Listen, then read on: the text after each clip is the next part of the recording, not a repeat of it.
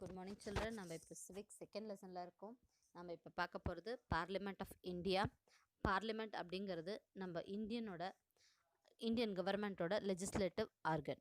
நம்ம Indian கான்ஸ்டியூஷனில் part 5ல் article 79லேருந்து article 122 வரைக்கும் நம்ம பார்லிமெண்ட்டோட ஆர்கனைசேஷன் கம்போசிஷன் என்னென்ன இருக்குது அப்படின்னு சொல்லிட்டு பார்லிமெண்ட்டோட டைம் பீரியட், அதாவது டியூரேஷன், அப்புறம் ஆஃபீஸர்ஸ், அது எப்படி ஃபங்க்ஷன் பண்ணலாம் அப்படிங்கிற ப்ரொசீஜர்ஸ், அங்கே என்னென்ன ப்ரிவிலேஜஸ் இருக்குது, பார்லிமெண்ட்டோட பவர்ஸ் என்ன அப்படிங்கிறது எல்லாமே டிஸ்கிரைப் பண்ணியிருக்காங்க.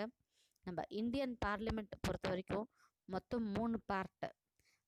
த பிரசிடெண்ட் ஃபஸ்ட் பார்ட்டு, அடுத்தது த ராஜ்யசபா, அதை கவுன்சில் ஆஃப் ஸ்டேட்ஸ்னு சொல்லுவோம். அடுத்தது பார்த்திங்கனாக்கா லோக்சபா, இது the house of people. So Rajya Sabha அப்படிங்கிறது அப்பர் ஹவுஸ், லோக்சபா அப்படிங்கிறது லோவர் ஹவுஸ். ஸோ நம்ம இந்தியன் பார்லிமெண்ட் பொறுத்த வரைக்கும் we have bicameral legislature, அதாவது ரெண்டு சபா இருக்குது, லோக்சபா அண்ட் ராஜ்யசபா. இப்போ நம்ம பார்க்க போகிறது ராஜ்யசபா, இதுக்கு இன்னொரு நேமு கவுன்சில் ஆஃப் ஸ்டேட்.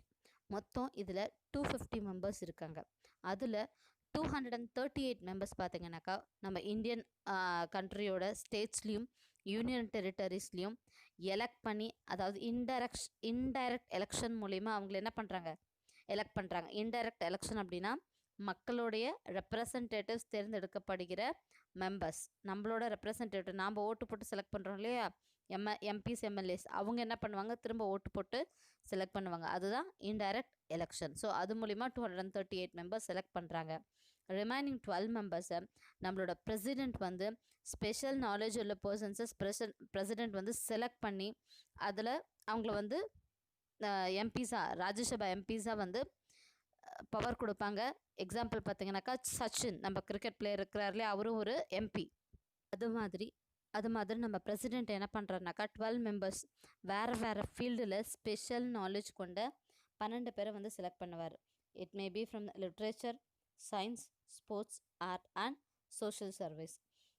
அடுத்ததாக பார்த்தீங்கன்னாக்கா குவாலிஃபிகேஷன் ஆஃப் மெம்பர்ஸ். ஸோ யாரெல்லாம் மெம்பர்ஷிப் ராஜ்யசபாவில் சீக் பண்ணலாம் அப்படின்னு பார்த்தீங்கன்னாக்கா கண்டிப்பாக அவங்க நம்ம இந்தியனோட சிட்டிசன்ஷிப்பில் இருக்கணும். Next, he should complete 30 years of age, அதாவது 30 வயசு கம்ப்ளீட் ஆகிருக்கணும் அவருக்கு. எந்த கவர்மெண்ட் ஆஃபீஸ்லேயும் ஒர்க் பண்ணியிருக்கக்கூடாது. அதே மாதிரி எல்லா விஷயத்தையும் நல்லா போல்டாக ஹேண்டில் பண்ணுற பர்சனாக, மணி விஷயத்துலேயும் யாரையும் டிபெண்ட் பண்ணாமல் வந்து இண்டிபெண்ட் பர்சன்ட்டாக இருக்கணும். மானிட்டர்லி சால்வெண்ட், எல்லா எக்கனாமிக்கலாக வந்து ஹீஸ் ரிச் இனஃப் இருக்கணும். அப்புறம் நம்ம பார்லிமெண்ட் ஃபிக்ஸ் பண்ணுற ரூல்ஸ் அண்ட் ரெகுலேஷன்ஸ் வந்து அவங்க வந்து அதுக்கு வந்து அபாய்ட் பண்ணி இருக்கணும். அதாவது அந்த ரூல்ஸ் அண்ட் ரெகுலேஷன்ஸ் டைமுக்கு சேஞ்ச் பண்ணுவாங்க. அந்த சேஞ்சஸுக்கு எல்லாமே அவங்க வந்து என்னவாக இருக்கணும், ஆப்டாக இருக்கணும். அண்ட் தென் லாஸ்ட் பார்த்திங்கன்னா கண்டிப்பாக அவங்க என்னவாக இருக்கக்கூடாது, லோக்சபாவில் மெம்பராக இருக்கக்கூடாது. லோக்சபாவில் பார்த்திங்கன்னா யார் மெம்பராக இருப்பாங்க, நாம் ஓட்டு போட்டு செலக்ட் பண்ணுறவங்க தான் லோக்சபாவில் மெம்பராக இருப்பாங்க. நெக்ஸ்ட் பார்த்திங்கன்னா டேர்ம் ஆஃப் ஹவுஸ். ராஜ்யசபா வந்து பெர்மனண்ட் ஹவுஸ், அதை எப்பயுமே கலைக்க மாட்டாங்க, டிசால்வ் பண்ண மாட்டாங்க. அண்ட் தென் மெம்பர்ஸ் எலெக்ட் பண்ணுறாங்க பார்த்தியா, அந்த மெம்பர்ஸோட டைம் பீரியட் பார்த்திங்கனாக்கா 6 இயர்ஸ். ஸோ அது மாதிரி 6 இயர்ஸ் அவங்க முடியும் போது திரும்ப அடுத்தது என்ன பண்ணுவாங்க, எலெக்ஷன் கண்டக்ட் பண்ணி திரும்ப நியூ மெம்பரை எலெக்ட் பண்ணுவாங்க. ஸோ இந்த மாதிரி எப்போ எலெக்ஷன் கண்டக்ட் பண்ணுவாங்கனாக்கா ஒவ்வொரு 2 இயர்ஸ்க்கு நடுவில் எலெக்ஷன் கண்டக்ட் பண்ணி 1/3 ஆஃப் த மெம்பருக்கு வந்து என்ன பண்ணுவாங்க, ரிட்டையர்மெண்ட் கொடுத்து வீட்டுக்கு அனுப்பிச்சிடுவாங்க. அதுக்கு பதில் நியூ மெம்பர்ஸ் என்ன பண்ணிக்குவாங்க, செலக்ட் பண்ணிடுவாங்க. ஸோ இந்த ராஜ்யசபாவோட எக்ஸ் அஃபீஷியல் சேர்பர்சன் யாருன்னு பார்த்தீங்கன்னாக்கா நம்மளோட வைஸ் பிரசிடென்ட். இது ஏற்கனவே நம்ம வைஸ் பிரசிடென்ட் இதுலேயே நம்ம பார்த்துருக்கோம். And then the deputy chairperson of the Rajya Sabha, அவர் வந்து ராஜ்யசபா மெம்பர்ஸே என்ன பண்ணுறாங்க, ஓட்டு போட்டு செலக்ட் பண்ணுவாங்க. ராஜ்யசபா மெம்பர்ஸ் எல்லாத்தையும் யார் எலெக்ட் பண்ணுவாங்க, நான் ஏற்கனவே சொல்லியிருக்கேன், ஸ்டேட் லெஜிஸ்லேட்டிவ் அசம்பிளி மெம்பர்ஸ், அதாவது நாம் ஓட்டு போட்டு செலக்ட் பண்ணுற எம்எல்ஏஸும் எம்பிஸும். எப்படி அப்படின்னாக்கா with help of single transferable vote. இதை நான் பிரசிடெண்ட் எலெக்ஷன்லேயே நான் சொல்லியிருக்கேன். சிங்கிள் டிரான்ஸ்ஃபரபிள் ஓட்டுனா என்ன பண்ணுவாங்க, 50% ஓட்டு யார் வந்து அது கீழே வாங்கியிருக்காங்களோ அவங்க ஓட்டெல்லாம் பிரித்து என்ன பண்ணுவாங்க, ஹையாக வாங்கியிருக்கவங்களுக்கு பிரித்து கொடுத்துருவாங்க. அதே மாதிரியே இப்படியே பிரித்து அட்லாஸ்ட் யார் வந்து டாப் மோஸ்ட்டில் வராங்களோ அவங்க தான் என்ன பண்ணுவாங்க, லீடராக செலக்ட் பண்ணுவாங்க. ஸோ அந்த மாதிரி தான் இன்டைரக்ட் எலெக்ஷன் மூலிமா ராஜ்யசபா மெம்பர்ஸ் எல்லாமே செலக்ட் பண்ணுவாங்க. அடுத்தது functions of Rajya Sabha. Any bill except money bill, அதாவது மணி பில்லை தவிர மிச்சம் எல்லா பில்லுக்குமே ராஜ்யசபாவோட அப்ரூவல் வேணும். இப்போ ஒரு 6 மந்த் ஆகி ஒரு பில் வந்து அப்ரூவ் பண்ணப்படலை அப்படின்னா பிரசிடெண்ட் என்ன பண்ணுவார்னாக்கா லோக்சபா ராஜ்யசபா 2 ஹவுஸையுமே உட்கார வச்சு எதுக்காக அந்த பில் பெண்டிங்கில் இருக்குன்னு அதை வந்து அந்த பிரச்சனையை வந்து சால்வ் பண்ணி again the bill was pass by the president. So அதுக்கு இந்த பில் பாஸ் பண்ணுறதுக்கு திரும்ப யார் ஹெல்ப் பண்ணுவா? Both the members of Rajya Sabha and Lok Sabha. Second பார்த்தீங்கன்னாக்கா லோக்சபா பவர் அப்படியே யாருக்கு இருக்குது?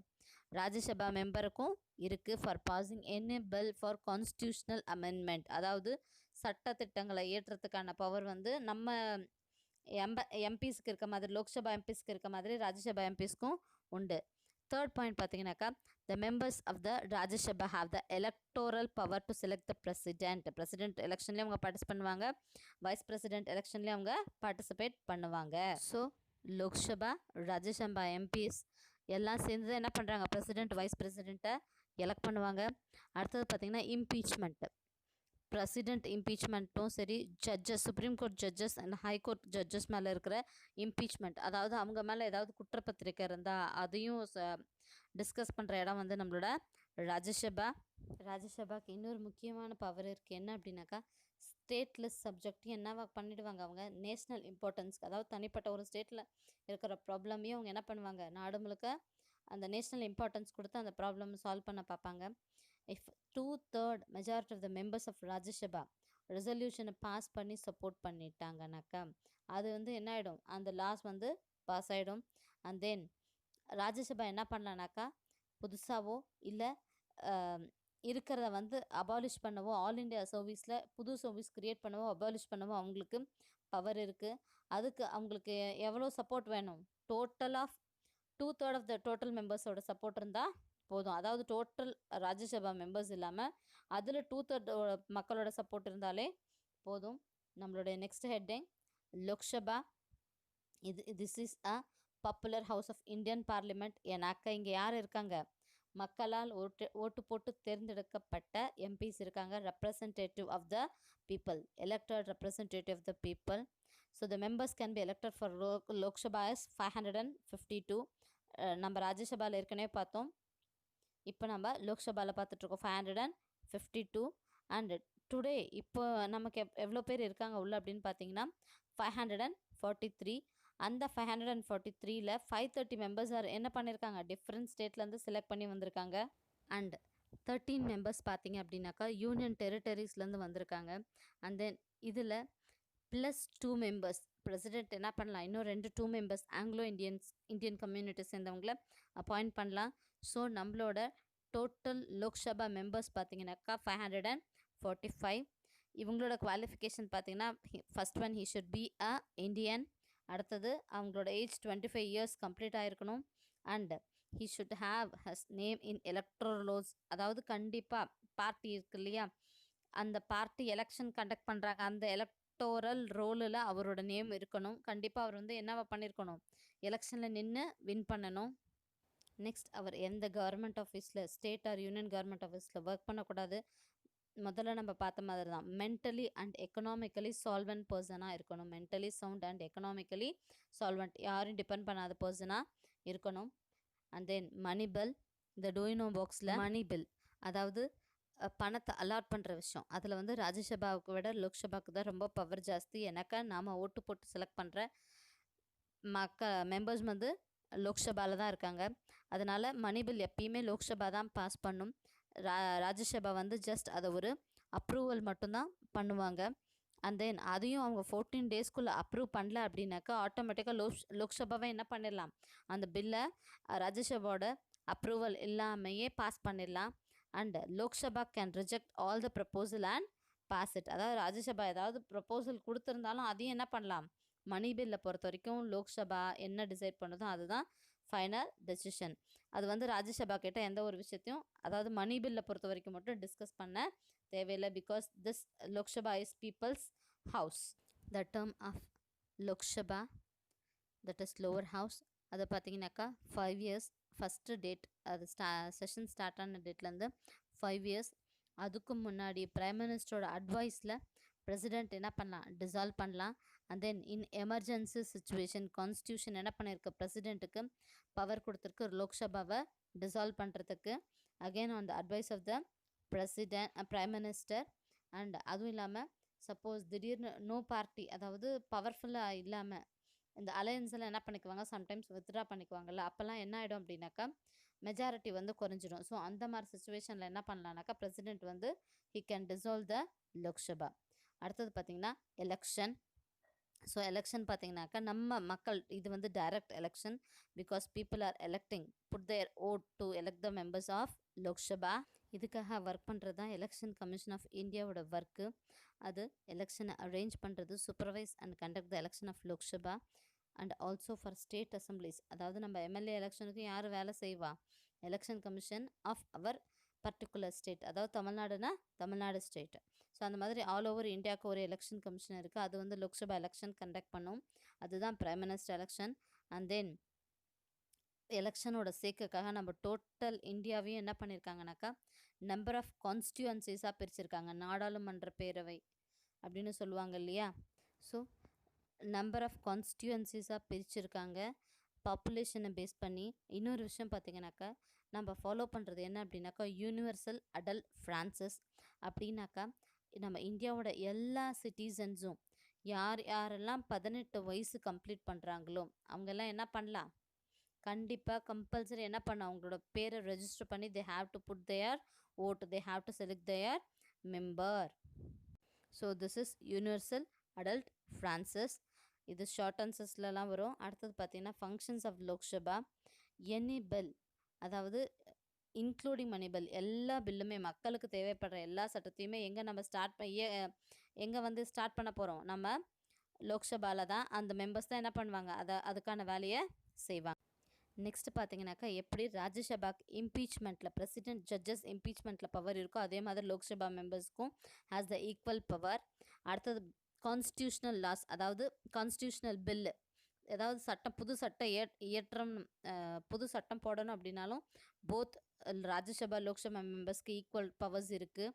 வைஸ் பிரசிடெண்ட் எலெக்ட் பண்ணுற பவர்ஸ் இருக்குது. அண்ட் தென் அடுத்தது பார்த்தீங்கன்னாக்கா நோ கான்ஃபிடென்ஸ், அதாவது நம்பிக்கை இல்லா தீர்மானம்னு சொல்லுவாங்க. அது லோக்சபாவில் மட்டும்தான் என்ன பண்ண முடியும், கொண்டு வர முடியும். அப்படி கொண்டு வந்துட்டாங்கனாக்கா லோக்சபா இந்த கவர்மெண்ட்டை வந்து என்ன பண்ணிவிடுவார், பிரசிடெண்ட்டு கலைச்சிடுவார். டூயினோ பாக்ஸில் பார்த்தீங்கன்னாக்கா இட் சேஸ் அபவுட் த நம்ம தமிழ்நாடு பொறுத்த வரைக்கும் ராஜ்யசபா மெம்பர்ஸ் எத்தனை பேர், 18 பேர் இருக்காங்க. லோக்சபா மெம்பர்ஸு 39 பேர் இருக்காங்க. இதில் ஏடிஎம்கே டிஎம்கேவுக்கும் கலந்து இருக்காங்க. அடுத்ததாக நம்ம பார்க்க போகிறது the speaker.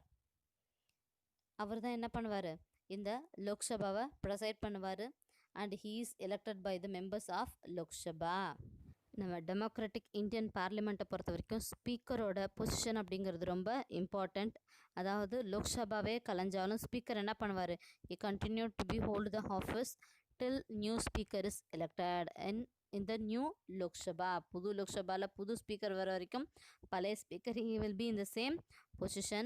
and joint sitting, அதாவது upper house lower house joint சிட்டிங்கெல்லாம் ஹேண்டில் பண்ணுறதும் யார் கையில் இருக்குது, நம்ம ஸ்பீக்கர் கையில் தான் இருக்குது. And then he has the power to decide whether a bill is a money bill or an ordinary bill. அந்த பில் வந்து மணி பில்லா ஆர்டினரி பில்லா அப்படிங்கிறதெல்லாம் டிசைட் பண்ணுற பவர் யார் கையில் இருக்குது, நம்மளோட ஸ்பீக்கர் கையில் தான் இருக்குது. ஸோ ஸ்பீக்கரோட டெசிஷன் தான் ஃபைனல் டெசிஷன். அடுத்தது பார்த்தீங்கன்னாக்கா நம்மளோட லோக்சபா மெம்பர்ஸ் இருக்காங்களா அவங்கள டிஸ்குவாலிஃபை பண்ணுற பவரும் யாருக்கு இருக்குது, நம்மளோட ஸ்பீக்கருக்கு இருக்குது. This is noted under our constitution act anti defection of 1985 அப்படிங்கிற ஒரு இதில் வந்து என்ன பண்ணியிருக்கு, நம்ம கான்ஸ்டியூஷனில் ஸ்பீக்கருக்கு வந்து என்ன பண்ணியிருக்காங்க, லோக்சபா எம்பிஸை டிஸ்குவாலிஃபை பண்ணுறதுக்கான பவர்ஸ் கொடுத்துருக்காங்க. ஸோ இது வந்து நம்ம கான்ஸ்டியூஷனோட 10th ஷெட்யூலில் இருக்குது. அண்ட் தென் இப்போ திடீர்னு ஸ்பீக்கர் ஆஃபீஸ் வந்து வேக்கண்ட் ஆகிடுச்சு, அதாவது ஸ்பீக்கர் வந்து இல்லை வந்து அவர் வந்து ஆப்சண்ட்டாக அவரால் வர முடியல அப்படின்ற பட்சத்தில் டெப்புட்டி ஸ்பீக்கர், அதாவது அவருக்கு நெக்ஸ்ட் பொசிஷனில் இருப்பார் இல்லையா, அவர் என்ன பண்ணுவார்னா ஹீ ப்ரிசைட்ஸ் அந்த சிட்டிங்ஸை வந்து ஸ்பீக்கரோட பொசிஷன்லேருந்து அவர் கண்டக்ட் பண்ணுவார். And then when a resolution for his own removal is under consideration. அதாவது அவரோட with the permission of the speaker deputy speaker will act as a ஸ்பீக்கரோட பெர்மிஷனோட டெபுட்டி ஸ்பீக்கர் என்ன பண்ணுவார், ஸ்பீக்கரோட பொசிஷன் வந்து ஆக்ட் பண்ணுவார். அடுத்தது பார்த்தீங்கன்னா parliament session do you know பாக்ஸில் மொத்தமாக 3 செஷன் இருக்குது. ஒன்று budget session February to May month நடக்கும். அடுத்தது monsoon session July to September நடக்கும். அடுத்ததாக winter session November to December conduct பண்ணுவாங்க. திடீர்னு பேண்டமிக் சுச்சுவேஷனில் இமீடியட்டாகவும் அதை கண்டக்ட் பண்ணி அதை கம்ப்ளீட் பண்ணிக்குவாங்க. Powers and functions of parliament legislative functions எல்லாம் பண்ணுறது பார்லிமெண்ட்டு தான். ஓவரால் இந்தியன் யூனியனை அட்மினிஸ்டர் பண்ணுறது, புதுசாக பட்ஜெட் பாஸ் பண்ணுறது, இல்லை பப்ளிக் கிரிவன்சஸ் பொதுமக்களுக்கான தேவைகளை பூர்த்தி பண்ணுறது, டெவலப்மெண்டல் பிளான்ஸை டிஸ்கஸ் பண்ணுறது, இன்டர்நேஷ்னல் ரிலேஷன்ஷிப்பு இல்லை இன்டர்னல் பாலிசிஸ் டிஸ்கஸ் அதை பற்றின ரிலேஷன்ஷிப்லாம் டிஸ்கஸ் பண்ணுறது நம்ம பார்லிமெண்ட்டோட functions. The next is impeachment power. President, vice president, supreme court high court judges, chief election commissioner, அப்புறம் controller and auditor general of India, இவங்க எல்லாத்து மேலே இருக்கிற ப்ராப்ளம்ஸ் எல்லாம் சால்வ் பண்ணுற ஒர்க்கெல்லாம் யாரோடது, பார்லிமெண்ட்டில் இருக்கிற 2 ஹவுஸோட தான். And then it exercise control over executive, அதாவது கொஸ்டின் கேட்குறது, சப்ளிமெண்ட்ரி கொஸ்டின்னு, மூவிங் மோஷன் ஆஃப் அட்ஜார்ன்மெண்ட்டு, அதாவது நடப்பு விஷயங்களை ஆராய்ஞ்சு அது கரெக்டாக நடக்கிறதான்னு பார்க்குறது, அப்புறம் ஏதாவது தீர்மானங்கள் கொண்டு வந்தால் அதை பற்றி டிஸ்கஸ் பண்ணுறது, அந்த டிஸ்கஸ் பண்ணி அதில் ப்ளஸ் மைனஸை கரெக்ட் பண்ணி அதை வந்து கரெக்டாக வந்து மக்களுக்கு போய் சேர்த்துறது, நல்ல விஷயமா கொண்டு போய் மக்களுக்கு சேர்த்துறது. And sometimes vote of no confidence, அதாவது நம்பிக்கை இல்லாத தீர்மானம் கொண்டு வரது. இது எல்லாமே எங்கே நடக்கும், பார்லிமெண்ட். அதுக்கு வந்து பவர்ஸு, அதுக்கான ஃபங்க்ஷன்ஸ் வந்து எல்லாமே நம்மளோட பார்லிமெண்ட்டில் தான் இருக்குது. அண்ட் தென் ஸ்டேட் பவுண்ட்ரிஸில் மாற்றி அமைக்கிறது, அதாவது இந்த ஏரியா வந்து தமிழ்நாட்டுக்கு கொடுத்துடலாம், இந்த ஏரியா வந்து ஆந்திர பிரதேஷுக்கு கொடுத்துடலாம், கர்நாடகாவுக்கு கொடுக்கலான்னு அப்படின்னு பிரித்து கொடுக்குறோட பவர் யார் கையில் இருக்குது, நம்மளோட பார்லிமெண்ட் ஹவுஸ் கையில் இருக்குது. தேங்க்யூம்மா.